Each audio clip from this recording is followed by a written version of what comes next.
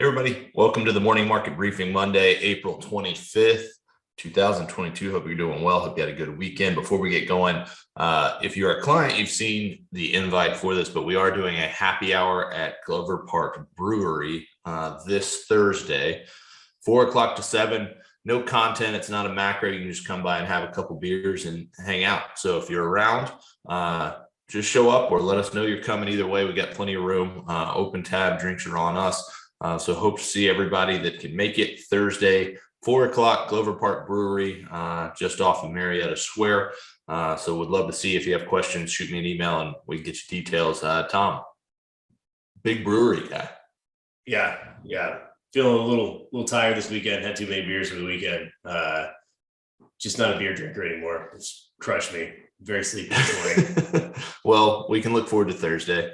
We do have some content. We won't just talk about beer.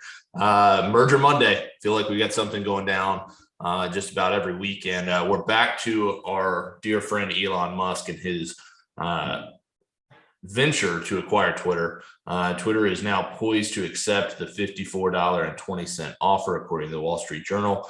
They've been, kind of doing this song and dance and flirting with him, but kind of backing off. And now it looks like this thing's back on.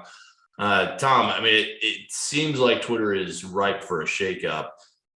It does, as of this moment, seem like this may be happening. I'm reserving judgment until we actually see some ink on paper. But you think this is good for the company? And I mean, I think we all know Elon Musk's angle, but what do you think he hopes to achieve?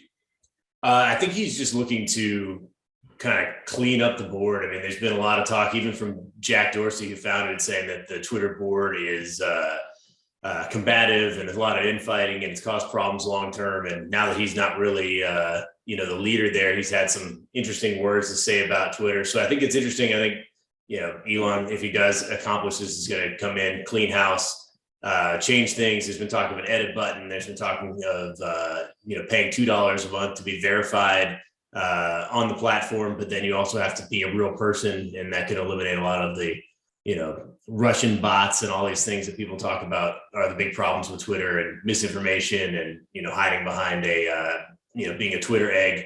So it should be interesting. I'm interested to see how this goes. It was a weird weekend for Elon too, because there was a lot of controversy with him potentially leaking some text messages from Bill Gates about a potential $500 million short position on Tesla, and that being a bargaining chip for discussing climate change, which is super interesting. I mean, Elon just mixing it up right now, and I love it. Yeah, he's kind of stirring the pot. I feel like I've always been relatively neutral and maybe had a little bit of a sour taste in my mouth for that guy, but he's stirring the pot, and I feel like that, I don't know, it makes for entertainment. I enjoy that.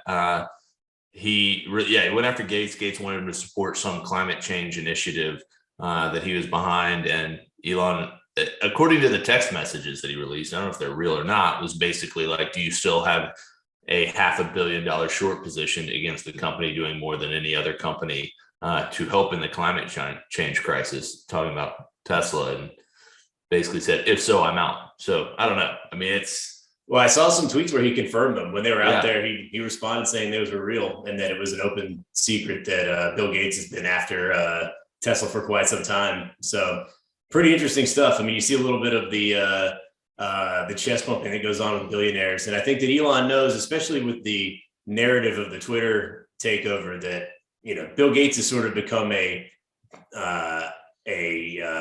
negative punching bag for those people who would be considered, probably in favor of Elon taking over Twitter versus those who are not.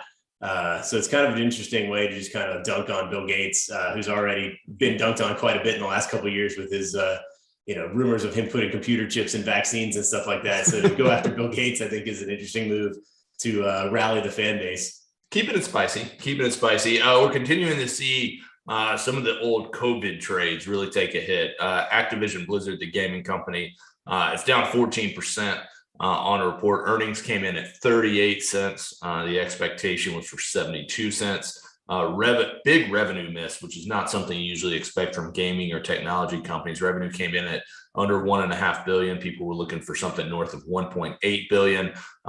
Monthly active users relatively in line, but kind of a tough go at it. And I think we're going to probably continue to see some of those trades roll off. What do you think? I mean, the big one to me is that the King segment, which is Candy Crush, down for the first time I think ever. It's been, perhaps the most successful iPhone game in the history of iPhone games, and maybe people are finally trying to get tired of Candy Crush. Tom. I do a little Candy Crushing, less than I used to, but I have like a strict rule where I never pay for anything. I never put any money into the system, but I have played plenty of Candy Crush in my day, and the King segment down. Very, very sad to see. Not a lot of people playing Candy Crush these days. Interesting data too. I mean, maybe people are so busy they're just out looking for jobs. They're not really paying attention to Candy Crush. But the Wall Street Journal has an interesting report. Employees learning that the grass is not always greener. So people leaving their job and coming back to their old job hit an all-time high according to LinkedIn data. They accounted for 4.5% of all new hires in 2021. That was up from 3.9% in 2019. Great quote here. Partly driving the regret, recruiters say, is that people's expectations of potential employers have rarely been higher. Candidates are requesting flexibility in their jobs, the highest possible salaries, and quick decisions from companies. So people are, we've looked at this data, I think kind of the outcome of it in our macro presentations, but people have been switching jobs, getting higher pay. What's your read on this? I mean, it makes sense that at some point people would start to realize, hey, maybe this gig wasn't all it's cracked up to be. I think there's a weird mindset that's taken hold, I feel like, in the COVID aftermath, which is that, like, I have all the power. I don't have to work at the office. I don't have to do X, Y, Z. I can bring my dog. It's just kind of a weird, I don't know, like empowerment movement that is, at the end of the day, you're selling your time for money, and sometimes your time needs to be in the office, in my opinion. I mean, maybe I'm just the last of a generation where you had zero bargaining power in taking a job, especially earlier in my career. And you were lucky to have a job, especially early in my career. So it's just kind of a weird movement, but the boomerang thing is interesting. People leaving their job and then coming back. I mean, that doesn't really happen in the financial services industry because oftentimes there's clients moving around, but that's just I guess it's a weird big corporation thing where people go back and forth and go back to their old job. That's odd, I think. Yeah, it's a weird dynamic. I mean, I totally echo. It's like there certainly seems to be an empowerment movement going on, especially among young people. As a guy I'd like to think still young, but not that young.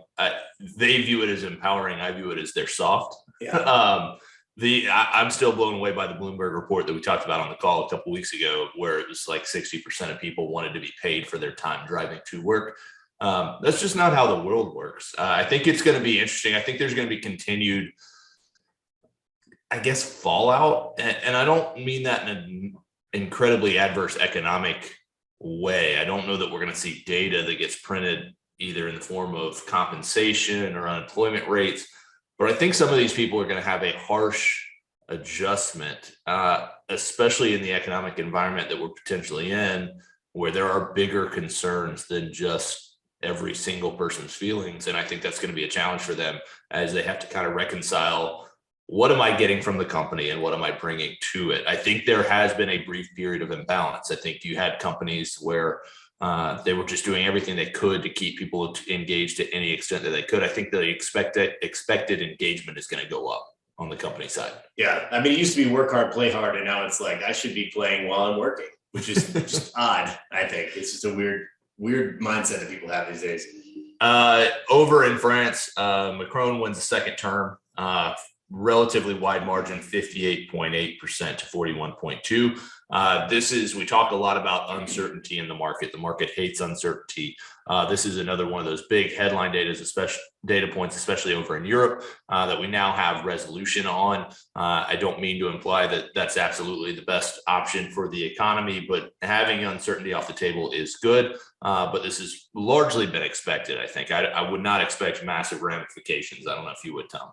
No, I think Le Pen was an upstart and kind of a long shot from the beginning, and she closed the gap, but I think ultimately just kind of faded towards the end. So not major news, I think, in my opinion. Turns out Le Pen is not my dear.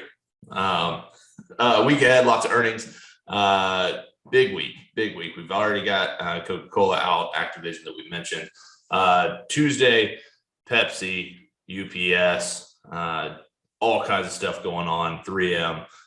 In the evening on Tuesday, we've got General Motors, Texas Instruments, be a good read through on the chip space. Google, Microsoft. Wednesday, we've got Qualcomm in the evening, Ford in the evening, Discover Financial, Facebook. Lots going on in the morning as well. Thursday, probably the biggest day with Apple and Amazon reporting in the evening. I feel like those consistently are the companies that probably get the most eyeballs, barring something, really significant like we saw with Netflix. Those tend to be the earnings that people really kind of latch onto. And then we've got some more earnings trickling through Friday. Tom, any companies in particular you're interested to hear from? I mean, GM's a big one. PayPal, which is on Wednesday, has just been an absolute free fall. It's one of those companies that the hangman has already come for this year. And, if they miss even a little bit, I would expect a lot of downside there. Obviously Apple on Thursday is the big one. That's, probably the most widely held company, definitely within Narwhal and definitely probably worldwide.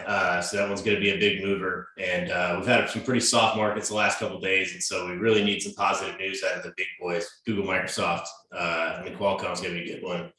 We really need some positive news or it's going to be a tough week, I think, heading into the Fed decision next week. Yeah, right now futures down a little bit, not a ton, less than 1%, but certainly in the red as we're looking at the start of the week. It's going to be a busy week. We also have GDP coming through on Thursday morning, which will be a little bit of a read through potentially on how the Fed may message things. I don't think it's going to change any of their actual plans, but could be interesting to see how that print comes out. We're going to wrap it up here, a little shorter today just because we have so much coming this week. I would expect that some of these calls are going to run closer to the 20-minute mark, so bear with us. As a reminder, Thursday, 4 o'clock to 7 o'clock, Glover Park Brewery. Come by, have a drink, hang out, and we will wrap it up and talk to you guys in the morning.